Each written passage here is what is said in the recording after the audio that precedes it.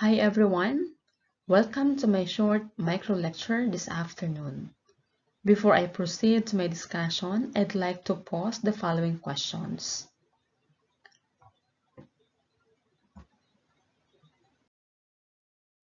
One, is it necessary to know a person's profile? What are these profiles?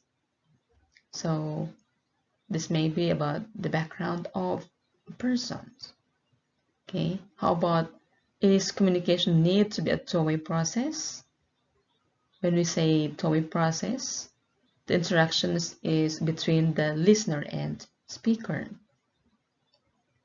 And the third one is it important to assess one's skills? Definitely, your answers to the questions are yes.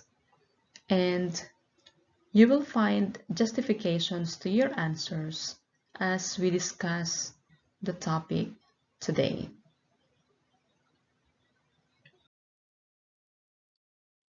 My topic today is Robert Stake's congruency contingency evaluation model.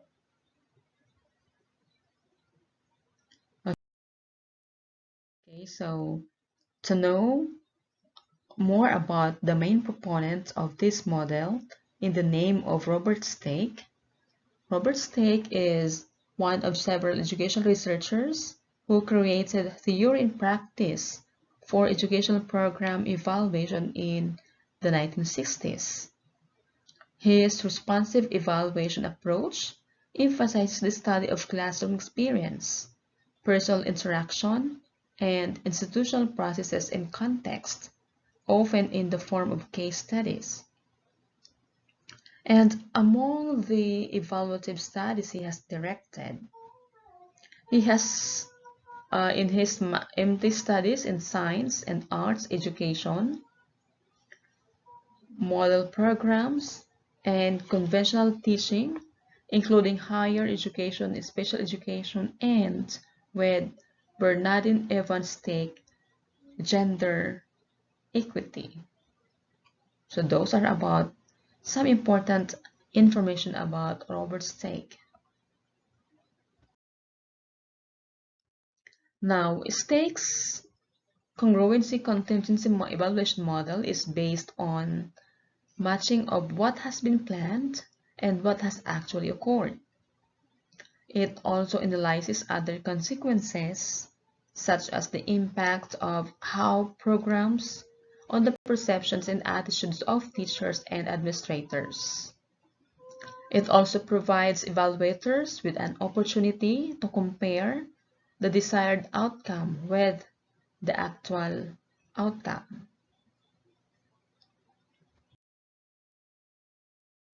Here, there are three major areas of congruency according to Stake. So as you can see the illustration, we have one is antecedents. Antecedents is defined as conditions like students' profiles, teacher profiles, performance records that exist prior to teaching and learning that may affect outcomes. The second one is transactions. Transactions refer to the interaction between and among students and teachers and the different dimensions of the learning environment. So in short, or in other words, transaction is an interaction. And the last one is outcomes. Outcomes are the products of instruction or the consequences of education. And what are these expected desirable outcomes? We have development of knowledge, skills, attitude, values, and habits among the learners. So for a thorough discussion of its major area, antecedents are, as we defined it earlier, are any condition which exists before the teaching and learning process. This can be the status or characteristics of students prior to their lessons, their aptitudes, previous achievement scores, psychological profile scores, grades, discipline, and attendance and teacher characteristics such as years of experience, type of education, and teacher behavior ratings. So these are the profiles of the students that we can get.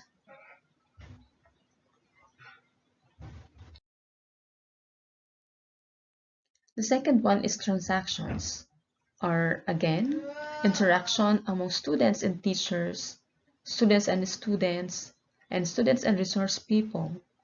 Addresses students' potential interactions with curriculum materials and classroom environments. The educators gauge how planned curriculum is affected by time allocation, space arrangements, and communication flow. Attention is also directed at teaching process. In the curriculum planning stage, educators contemplate how the engagements considered play out when the curriculum is applied and evaluated. Now let's move to the third one. And the last one, we have the outcomes.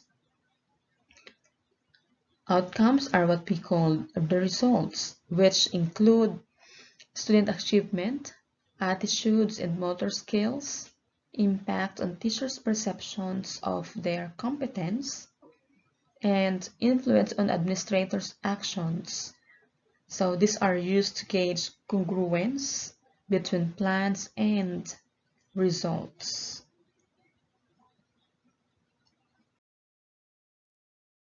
Now, here's a congruency contingency model or matrix.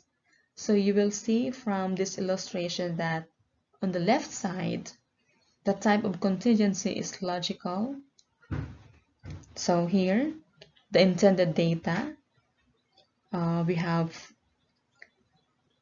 antecedents, transactions, outcomes. And therefore, all these areas should be empirical.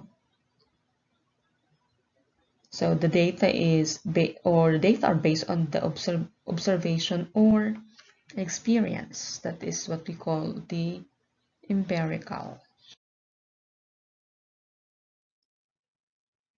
So to understand further the illustration, so based on his model, to attain total congruence or correspondence, all the three components of the intended as well as the observed data would have to be present.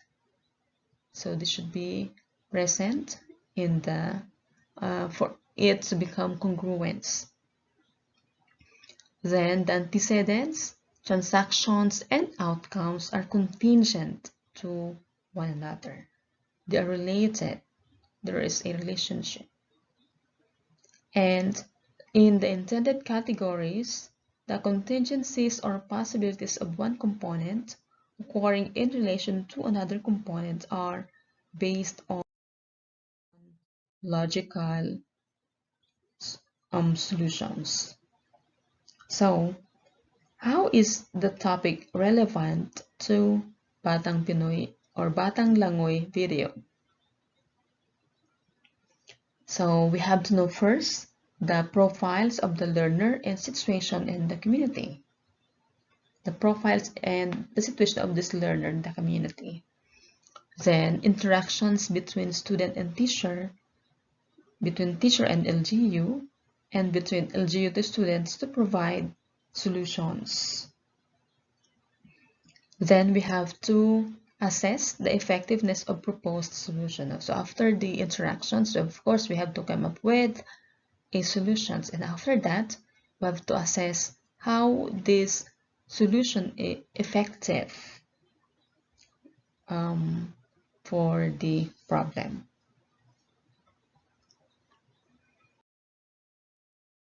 Okay, so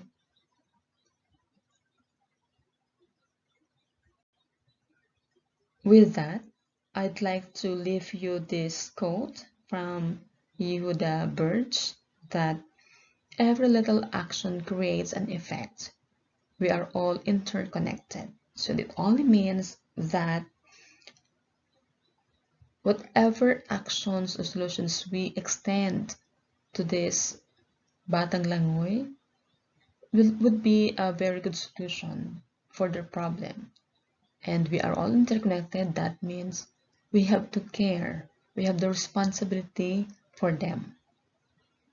Okay, so that's it. So my references for this short micro lecture are from Bago A, Curriculum Development, The Philippine Experience, 2nd edition, CNE Publishing Incorporations, and another one is from Berkeley et al. Robert E. Stake retrieved at that particular website. So with this, thank you.